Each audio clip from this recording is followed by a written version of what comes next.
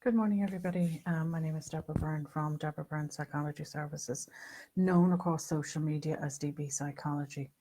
And this week, I'm going to talk about another part of self-care, which is all about building a support system.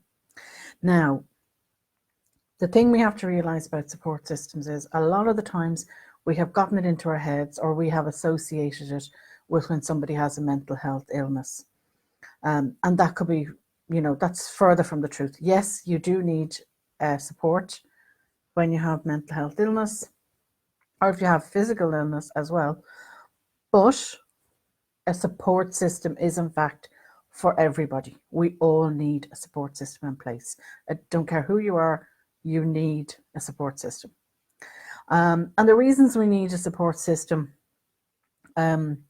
are multifold, and I'll get to some of the benefits in a minute. But the main reasons really are they do reduce your stress, they do reduce the likelihood of getting anxiety, or reduce anxiety that you may already have, and they reduce your depression. If you had depression, or you likelihood of getting depression, it will reduce that. And it also promotes better mental health because you have all these support structures already in place for yourself. Now, the important thing to remember here is size doesn't matter. It doesn't matter how big the group you have or how many supporters you have. This is about having really positive people there to support you, or people that are positive that you can go and get help from, that you know you can go to. So it's as I said, it's multifaceted and made up of different structures. And the key there is that they have to be positive. Yes, they can be family and friends, and that's great because that gives us a sense of security and belonging. But also having other people there, people for information, people for resources that you can go to, people, professionals that you can go to, that you know you can access in a time of crisis. And the time to put all those, or get the names and contact numbers, are in fact when we're having, our life is going along okay. Because then we know who to reach out to if something does happen, or if some other, God forbid, but if a family member or friend needed support, you might know who to contact. So let's get into some of the benefits. So the benefits, as I said, is about reducing your stress, reducing your anxiety, reducing your depression. But it also, a good support system will also build your resilience. Now I'm going to be talking about resilience in another blog shortly. It improves your physical and mental health, as I said. It also gives you a great sense of belonging and security, and that is one of our very basic needs. As we talk about Maslow's hierarchy of needs, it's down there, belonging, security, and all that. That's all down there at the very bottom. And we need that on a daily basis. It improves your self-esteem then, of course, as well. And it gives you a better overall life satisfaction if you have this support system in place. And a lot of it is done subconsciously. We don't even realize that we're getting all these benefits, but we are. So what are the 4 types of social support that we need? We need emotional support. We need tangible support. And then we need informational support, and we need social needs support. And I'm not going to go into those in too much detail because I feel, you need to do a little bit of work there yourself. So go and check out the blog. It's more in detail in the blog at www.deborahbyrnepsychologyservices.com. But what I want to talk about then is, how do you start to build that support system? We usually have at least one good family friend or member, or, a friend that we can actually go to, a positive one. Remember this, it cannot be negative, cannot be somebody you feel drained.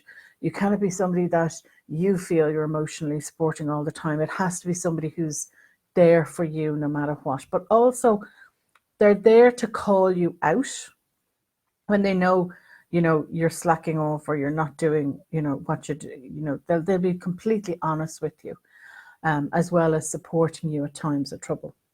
So we need at least that person, but then we also need all the other people as well. And if you check out the 4 types that you need, in the blog, you'll get them. So I also list out 6 questions that will help you explore what you need in more detail. These will help you decide where you are right now, what structures you already have in terms of support in place, and what you need to add in. So as I said, check out the blog, you get all those questions and the 4 types that you need. Then what you do is, there's a few other things you can start to do after that is, yes, you can reach out to the likes of professionals or even getting their numbers, and you have them in a contact, you keep a note of them. And I don't just mean mental health professionals. I'm talking about if you're in trouble financially, or you think maybe you're going to go down that road, that you know who to contact, something like MABS, things like that. There are other professionals. Maybe you need to go and talk to your bank. There are other times we need professionals. Maybe you're a business owner. You need to get a mentor. This is the type of thing, this is the type of support. It's not just having somebody that maybe is at the same life stage as you, another mother who knows exactly, a young mother maybe, that has young children, that they're all at the same age and you can all relate to one another, but also to have somebody in work that supports you. Somebody, if you're a business owner, as I said, then you would have a mentor. A mentor isn't necessarily somebody who's going to come in and restructure your business, but somebody maybe you can look up to, and it will help you get ideas or help you generate ideas and move you forward in your business. So think about that. Who can I reach forward in that? Somebody who will give me information, somebody who will give me professional advice, somebody who will then give me emotional support. Hopefully that comes from family and friends. Somebody who will also give you social needs. And then that's, of course, is being, our social circle. And then tangible support. Sometimes that comes in the way of, help with giving the kids a lift to school, or maybe helping you with caring for somebody, or, maybe you need a loan, a short-term loan or something like that. But it has to be a two-way street, guys. Always positive and a two-way street. It can't just be take. It has to be reciprocated.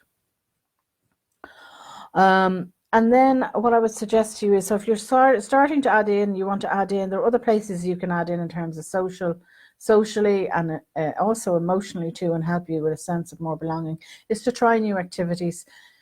Think about people that you could connect with that have the same interest as you. It doesn't have to be all about work. It doesn't have to be all about, the slog and maybe all about at home. You need to get away from that sometimes and have just something for yourself, and connecting them with people who have similar interests will give you that emotional and social support, because you're connecting at that level of having something interesting. It's also a great way to expand your friend circle. And so, think about trying new activities.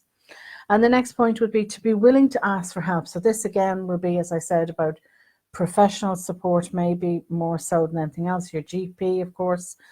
Maybe you need other professional support for mental health or physical health, if you need something to do with your physical health, or maybe it's a financial support towards, not maybe personal, but if you're a business owner, you need help maybe asking again for support for your business, or advice from other professionals who've been there and at that stage your business is at. So think about it.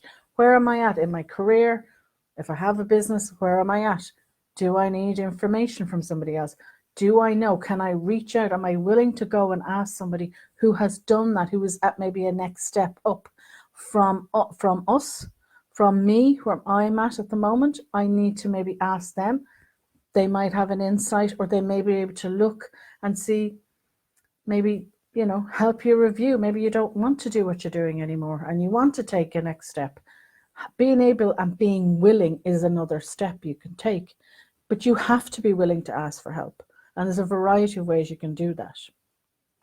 And then, of course, we can all use technology.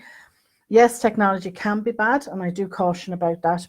There are downsides to it, but if you use it in a constructive way, if you use it in a positive way, and remember to unhook from social media and things like that, from maybe at least once a week, guys, or after. I would prefer, I would say, as a mental health professional, I would say to you, unhook after a certain time at night.